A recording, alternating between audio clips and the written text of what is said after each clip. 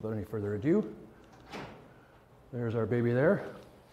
So we're talking a little bit about the background, how we got to this point, the fire risks of the built building and the building under construction, the safety features both during construction and during occupancy, site orientation for you guys, and some of you have done some tours of these. There's a special hazards captain now, and Dave Mears has taken that position over, so he's arranging with you guys to take your crews down there, go through these buildings.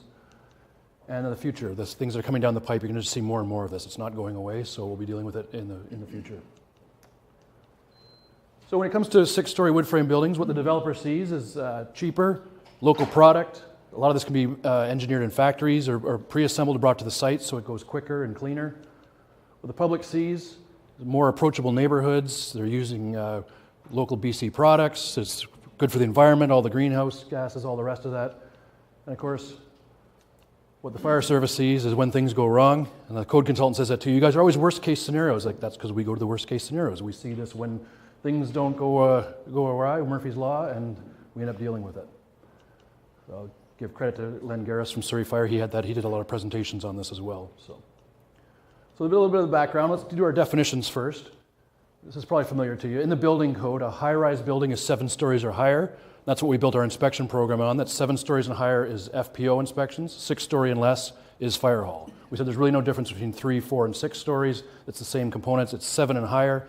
And I always teaching the rookies here, I say, why is it 7 stories? They kind of look at me and say, well, what do you guys ride on every day? Fire trucks, right?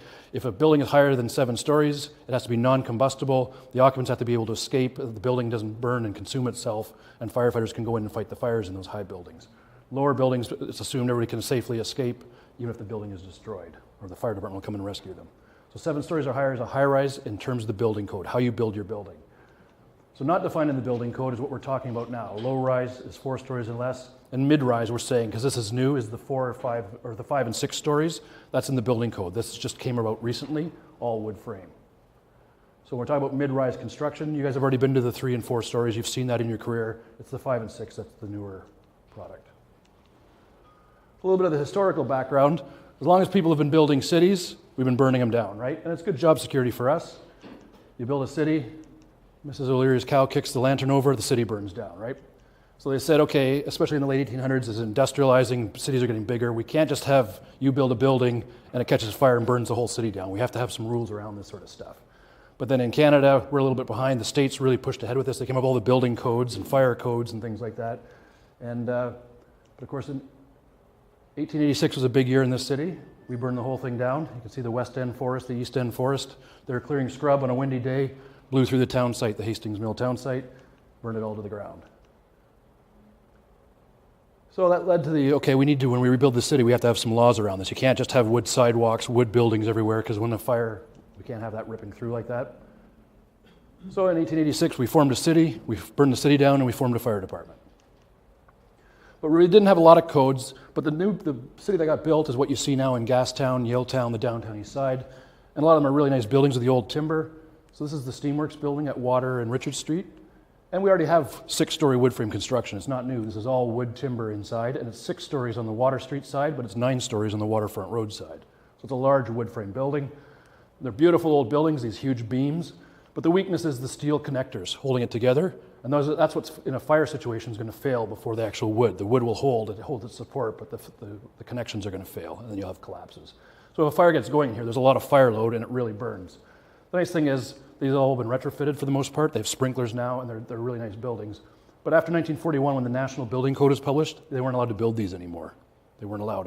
They weren't seen as fire resistant. So after World War II, there was a huge building boom in Vancouver, and what did we see? Well, that big L shape all around downtown, Kitsilano, Mount Pleasant, and the West End is all these 3-story wood frame buildings that went up. So wood frame was limited to 3-story residential, 4 stories industrial. So you see that over here on Venables and Clark, 1937, I think, or 1942. This building's all wood frame with a stone facade. That's still allowed under that building code. They were not sprinklered. The only time you could use heavy timber exposed instead of fire rated was like in churches and industrial buildings where there's huge spaces. There won't be flame impingement on those connections. So you see the churches might have those big atriums, or a large warehouse kind of thing on the waterfront would still have heavy timber. So that's what's allowed in the building code for the longest time. So the city built up. We all started our careers. There wasn't any major changes in the building code until after 1986 when that next big building boom happened. That's when they changed the Vancouver building bylaw. They were allowed to build 4 stories, wood frame. They had to be sprinklered, and we were the leader in that. The BC and the national codes followed Vancouver's lead on that. So you saw that you can actually have all 4 stories are wood frame, but those would usually be secondary streets. On all Kingsway, Broadway, what you'd see is a 1 hour, the concrete for the retail, and then 3 stories of wood above it that's sprinklered. So that way, if you have a restaurant or retail fire, there's more protection for this. It doesn't consume the whole building. It gives you more time to put the fire out. The sprinklers hold it. We show up and fight the fire. Meanwhile, down in the south, they're pushing ahead. They're much more freewheeling than we are, and they pushed ahead with this wood frame construction. 1985, Seattle and Tacoma already were allowing 5-story wood frame apartments. 1995, Portland allowed 6-story wood frame, but there's still only 5 floors above 1 non-combustible floor, so you're seeing that 5 floors of wood. And then in 2006, Seattle allowed the 7-story wood frame. Again, still only 5 stories on 2 stories of non-combustible. So you're getting those 5 stories right up to the height of the high-rise idea, but they can all be wood. But they really pushed ahead here, and this was before the insurance companies got involved, the big fires. You saw, if there was a fire in this building that got going, there's no way you're saving these 2 buildings, right? It would be a complete loss. So if you showed up on a fire in that middle building, your considerations during size up would be your exposures, your apparatus placement. So they said they have to be sprinklered. There's a first in Canada here, but Ontario followed suit really quickly because they have a fairly large forest industry as well, and Quebec has now. And then in 2010, because we have our building charter, we made a few little changes. The main thing is we prohibited scissor stairs. So it's a real cost to the developer. They love to have the scissor stairs because your 2 means of egress are enclosed in 1 fire compartment. Vancouver says, no, you have to have 2 separate stairwells distant to each other like they had in the old buildings. The developers brought in those scissor stairs as a cost savings, and Vancouver said, no, you still have to, if you're going to go this high, you have to have 2 separate exits. So that's great for the residents to escape a fire and for us to go up and fight a fire if we're fighting a fire once the building's done. So what keeps buildings safe? There was a huge engineering study. I'll try and include some of that in the e-learn. They looked at 200 apartment fires and said, okay, what kind of fires do they have in apartment buildings and how damaging are they? So what puts the fires out? Well, sprinklers, a fire alarm, an off-site monitoring of the fire alarm so that notifies the fire department really quickly. We get there, it's not waiting for a phone call. Fire-rated compartments, so the fire doors, the door closers, keeps the fire in the compartment or it keeps it separate from the other parts of the building. Fire stops in the concealed spaces. A lot of the earlier buildings didn't have good fire stopping, so the plumber's torch got through the building up into the attic. And fire-tested exterior walls. So it's a sliding scale. A compartment fire, 92% of compartment fires were contained to the compartment because the drywall worked, the fire department got there, the contents fire was put out. If it was a concealed space fire, it usually was up the walls, into the attic, destroyed the building. Or if it's a balcony fire and it's all wood, and you guys have seen some fires like that, the balcony fires, if it's either lapping out or a barbecue fire, it jumps up the side of the building and into the attic and burns the roof off the building. And then maintenance and inspections. There's no such thing as a bad building, just the bad things people do to them. So if you have the perfectly built building and 10, 15 years goes by, they don't maintain it, they don't inspect it, they don't look after their systems, the fire doors are broken, then you're going to have problems if a fire gets going. It's not going to work as designed anymore, so the fire will spread. So to allow these 6-story buildings, there was research done on it. What is the hazard, what is the risk as you go higher with wood frame? So this is actually built one here in Japan on a shaker table to test them seismically. The nice thing is for seismic, wood is really good, it's very flexible. We are lucky that way that a lot of our construction is very earthquake resistant naturally. But the things they had to include in here is, so 1 hour rated floors, and the exit stair shafts have to be rated, so if there's a fire there, they won't fail for at least an hour. The attic and other concealed spaces need to be sprinklered and protected to prevent fire spread. So the fire at Granville and 49th was a case of it was a fire in the attic and there was no sprinklers up there. The sprinklers were going to be turned on the next day, but I'm not even sure if there was in the attic for that. Yeah. So that was actually a save. We saved that building. It was just the roof was completely burned off. They tore it down anyway and rebuilt it. It was a huge insurance claim, but was it an act of God, that one? The guy, he was a smoker, but he wasn't smoking, he said up there, but there was no other causes for that fire, so we'll never know. But in that case, if there had been sprinklers in that attic, it would have contained that fire or knocked it down at least. So a big one is the balconies that are sprinklered on these. And anyone who fought the fire at UBC, where there's a balcony fire there and it went up the side of the building and into the attic, that might have been at least held in check, if not extinguished by sprinklers on the balcony, but that was a 3-story building. Monitored by a fire alarm in Central Station, that's mandatory, they have to have that. They can't not do that, that's part of their building permit and their operating permit. And the exterior wall assemblies. They have to have a higher level of protection from a fire in a neighbor or a fire in the building that it won't climb up the side of the building and into other suites. So again, I won't read all this out, but the 3 stories, the older buildings, the 4 stories that came in the late 80s, and now the 6 stories, you just see there's higher levels of protection built into these buildings. So especially when they're occupied, there's more fire resistance inherent in the building. So some would say these actually 6-story buildings, when they're complete, are safer than the old 3-story buildings because they're sprinklered and have more fire systems in them. So now we turn to the construction side of it. Buildings are much more at risk of fire when they're being either built or demolished. The fire systems aren't in place. No active sprinklers, standpipe, compartmentation, it's wide open. Anybody who's done the tours of those buildings, a lot of the firemen have said too, some of our light duty firemen, like, you're in this, it's just a wide open wood structure. So if a fire gets going, I'm going to show you some videos of it, it travels pretty quickly once it gets going.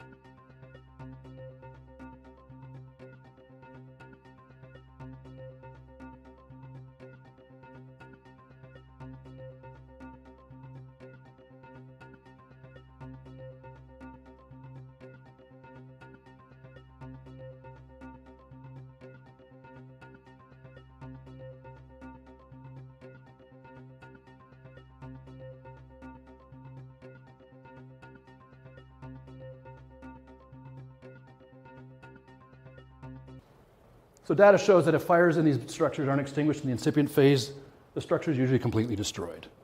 That's just a fact of life. Is if it's really in the prevention and the firefighting of the workers. If they don't do it, by the time we get there, usually this fire is going and we're not saving that building. We're basically life safety and exposure protection.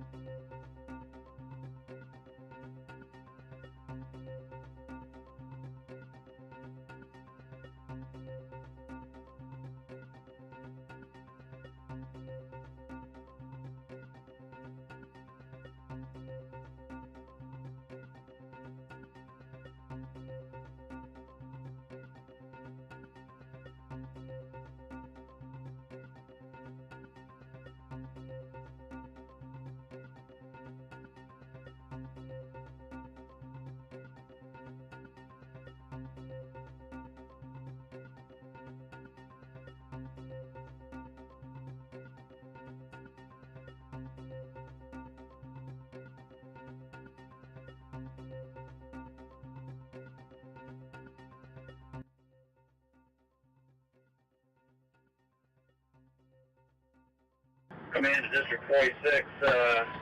Let me know what plan you think is going to be most advantageous for you to take.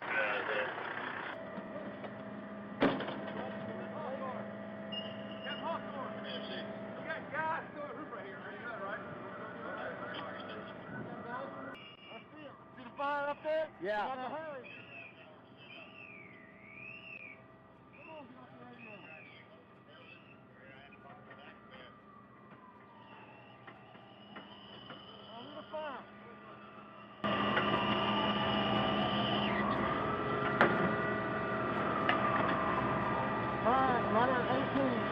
Emergency, we got heavy fire on the roof now. I'm going to try to get up. We'll put the ladder to the roof right now so we can get this down.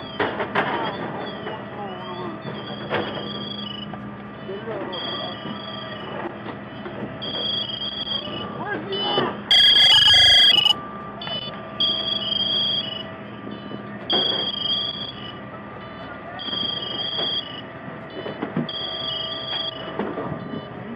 No, it's Captain Hawthorne.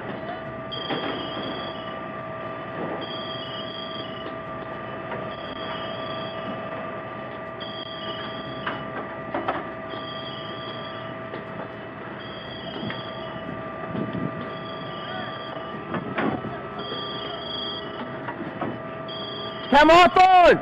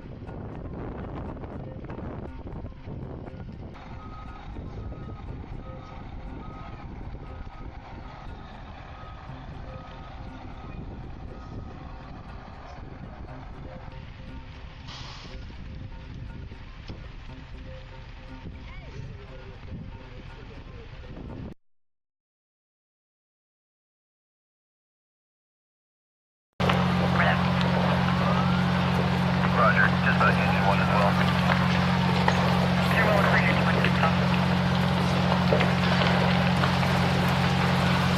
1671005, will notify Mike of what's there.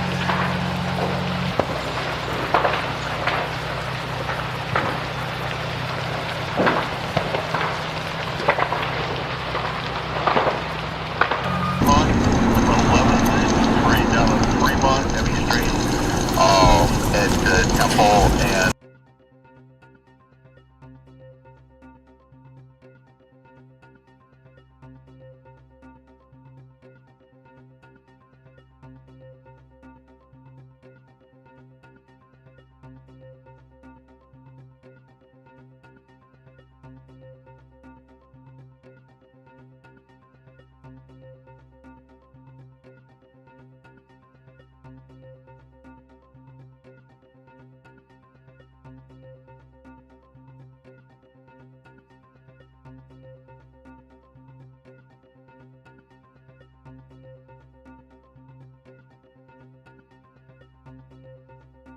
So the takeaways from all this, and again, they were rushing ahead, is that they need to, the fires have to be prevented. Once they start, you don't save the building, and the main causes are usually smoking, hot works, or arson.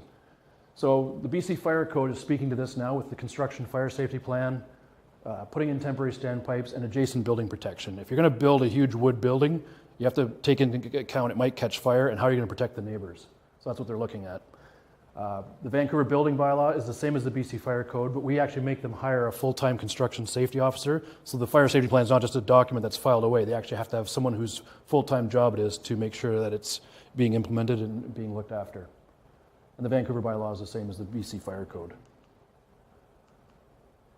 So this is what all the engineers do. This is from the insurance companies, the technical bulletins, the due diligence, and if you structural fire protection and building envelope professional engineering service for 5- and 6-story wood frame residential building projects, mid-rise buildings.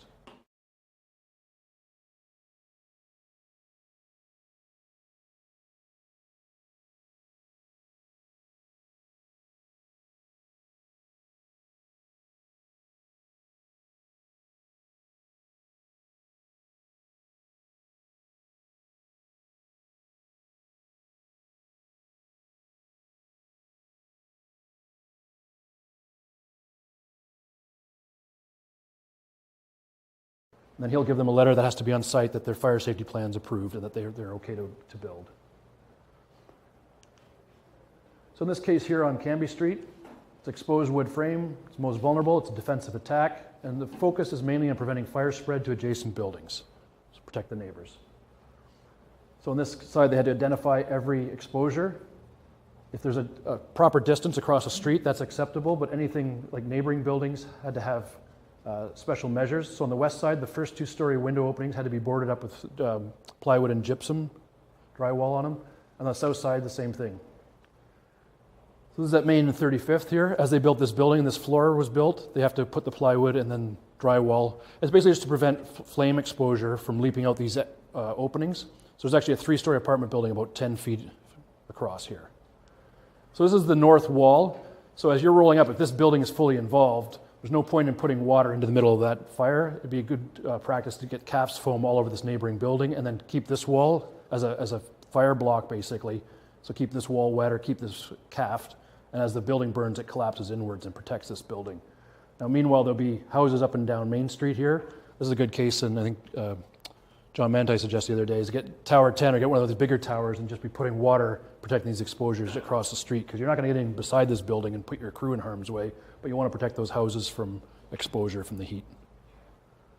So site orientation, the tacticals for the fire halls. Has anybody here been on one of those yet? Yep. Okay, which building was it?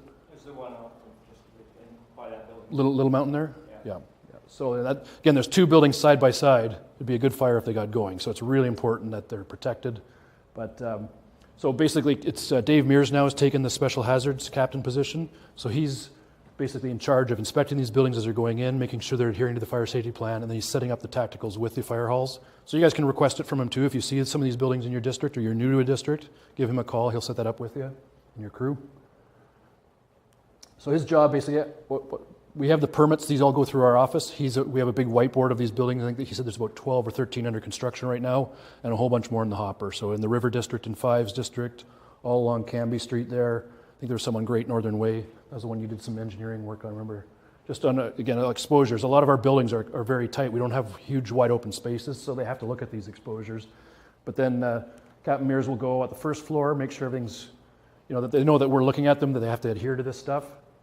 And then by the fourth floor, the standpipes and hose valves are in place, the fire department connection's in place, and it's accessible with signage that, especially if there's hoarding around it, you guys can see it easily, and that there's paths of travel.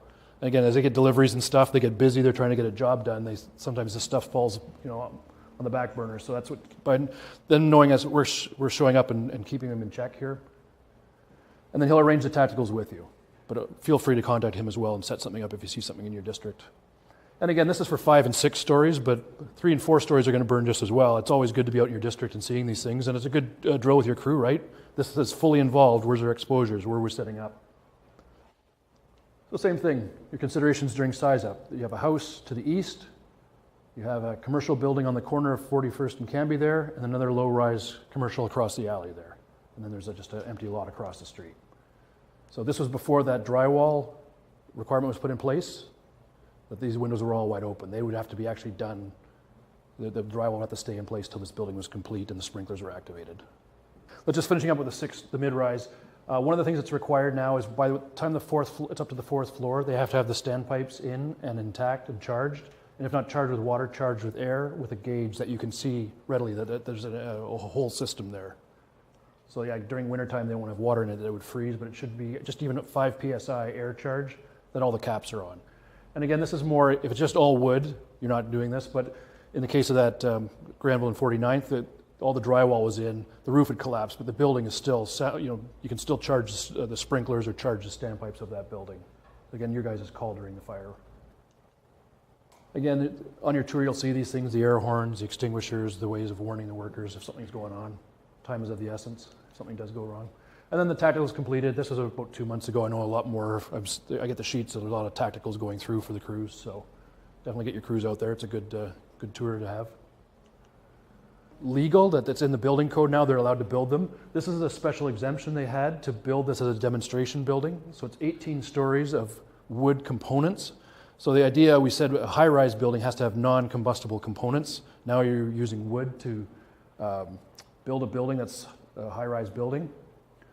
So how do they get away with it? And again, it's demonstration, it's lumber, it's all these things we talked about. It's encapsulated mass timber construction. So cross-laminated timber and steel for the floors, glue-lam columns to support the weight, fire-tested exterior walls, and then there's a concrete podium and exit stairs and elevator core. So that is all still non-combustible concrete.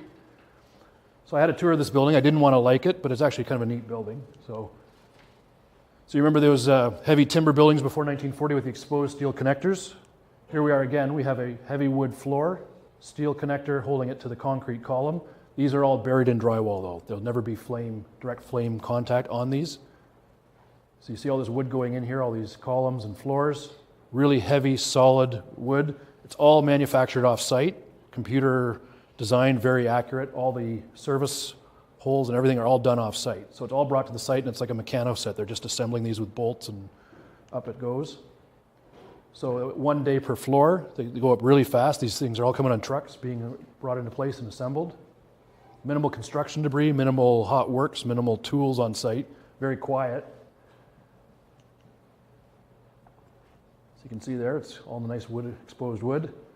So yeah, I mean, you could basically flick matches at this. You're not going to set this on fire. However, if there's, again, a set fire or something goes and this gets going, you have a big campfire there. So again, there's been some things put into place to mitigate that risk. So you can see here, there's the service penetrations, already pre-drilled, and then they'll have fire stopping around that. There's the solid wood floor, the wood beams. So they immediately cover the floor with concrete. There's I'm not sure if it's a ½ inch or how deep the concrete is for a floor surface. Yeah, directly on the wood, on the top side. There's your floor signage, and they have to have temporary doors so that it doesn't become a chimney if there is a fire. And then they wrap it on the underside with 3 layers of 5/8 gyprock. So lots of, they actually put an extra layer in at a cost of $1 million. This building was a loss leader because they didn't want to have it burn like the Remy did and give them a black eye. So they were very careful and added a lot of extra passive fire protection to this building. So there's no concealed spaces. That wood floor you see is basically covered on top with concrete and below with drywall. So there's no actually flame impingement on that wood. And then you can see the columns are all wrapped in gyprock as well. So 3 layers overlapping.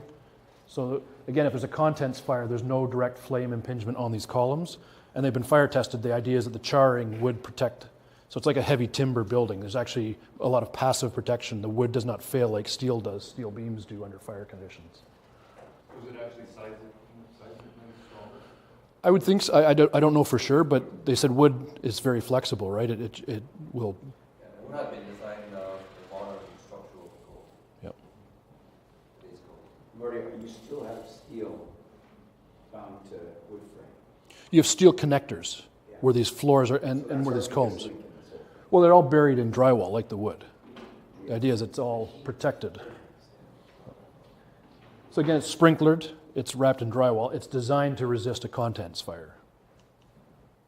And the exterior wall panels are a wood composite with fire wrapping around it. You see there's no wood above the windows, so there will be no lapping on these. They're just on the exterior. It's very Scandinavian looking. The building is now complete. You see all 18 floors are installed. They're now working on the interior. It's supposed to be open by next fall. It's a graduate student building at UBC. So while they're building this, again, we had a lot of concerns that there's this huge wood structure going up, and if it did catch fire, or there was, say, someone broke in and threw gasoline down and lit this thing, it's going to be a big, huge fire. So they had significant measures to provide protect exposures and firefighter safety.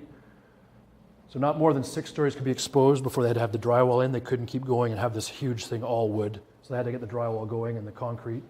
So not more than 4 stories without concrete topping. 3 layers of gypsum. That extra layer was just for added safety, an extra $1 million. They had the air gauge, same idea that we knew that the system was charged and holding a charge if we had to go in there. Fire doors at the construction every level so that the means of egress were protected.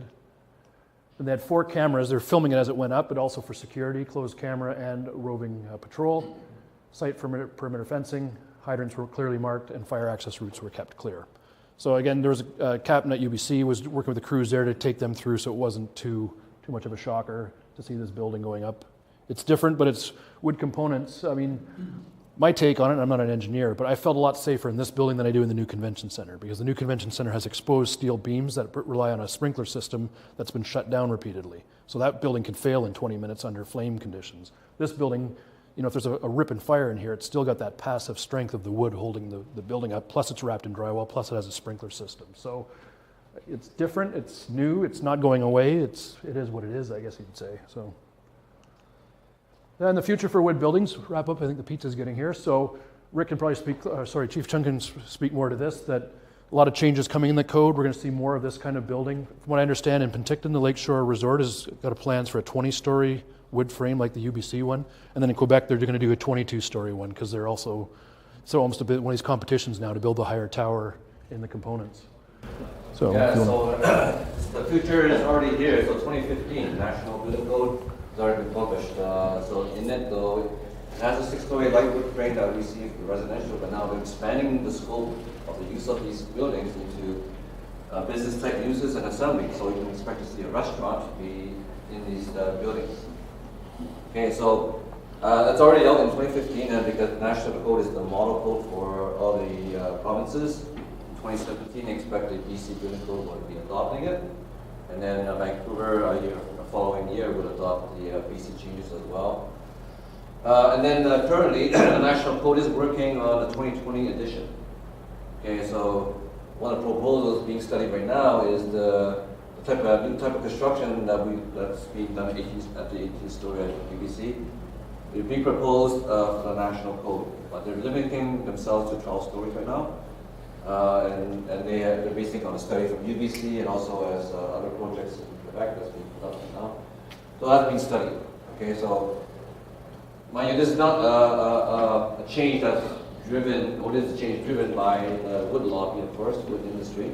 But at the national level, it's not just a given that they get everything they want. It's a big battle constantly with the various stakeholders. We have the wood industry representing their industry at the committee, but also we have the steel committee, steel council, and the concrete council. So all three are constantly going at this national committee level.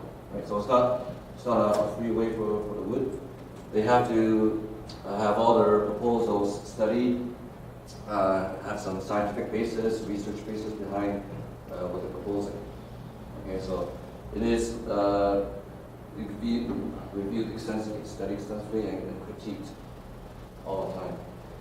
And who knows, after 2020 code, they may be going over maybe have 30 stories or more. Right? It's all based on engineering, science, and if it can be done, they'll be proposing it. Okay, so.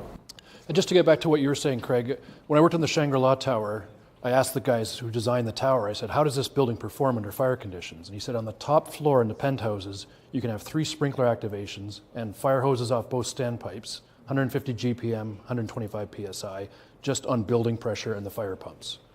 So that's what it's designed to have a fire in it, a couch fire, a mattress fire.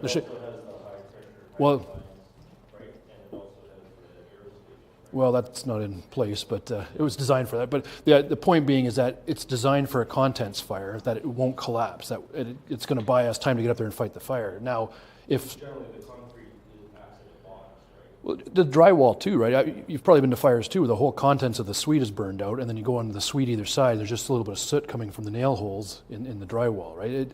It's designed for a contents fire to not collapse. It's when someone pours gasoline down or a plane flies into it, now all bets are off. That Shangri-La, if someone put diesel over all the suites, it's not going to have enough water pressure from just the fire pumps. And now it's a question of, are we going to go up and try and fight that fire, or are we getting people out, and are we going to put people in harm's way? When but that's our job too, right? When the shit hits the fan, we're going in there. But they can only design a building to a certain level. Beyond that, the cost gets prohibitive too, I think. So the one question that usually comes up is these silent floors and these beams. And the research I'm doing, I can't find any cases of where these buildings are collapsing. It always seems to be their basement fires and unsprinkled houses where firemen are going in and they have no idea, then the floor goes on them, right? So we don't have our sprinkler bylaw, all the new construction is sprinklered, but do the sprinklers always work? That's the question. We never know for sure. And even if they ban that, we're still going to have the existing stock of all that. So there's always going to be a risk. It's always a case of, why are you going in? Is it to rescue a life, or is it a defensive fire?